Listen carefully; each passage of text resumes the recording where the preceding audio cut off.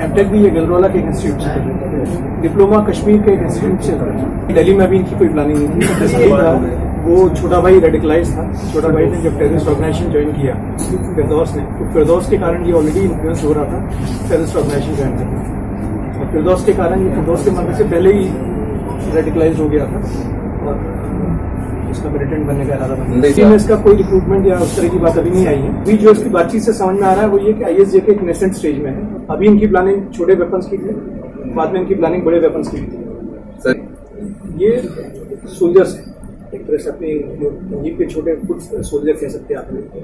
और ये टेररिस्ट हैं, फर्स्ट ग्रेड के टेररिस्ट हैं, उनके जो उमर इब्न नाजिर है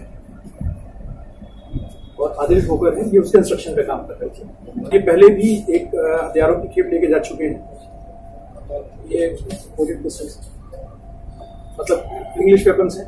फंड करेंगे कि इस तरह का इनकी फंडिंग के बारे में इन्होंने, इनको फंड जो पैसे आए थे वो उमर इब्न नाजिर से ही आए थे। उसने थ्रू हवाला या थ्रू सम कॉन्टेक्ट 2 बार दिलवाए पैसे, वो अभी मैटर ऑफ इन्वेस्टिगेशन है।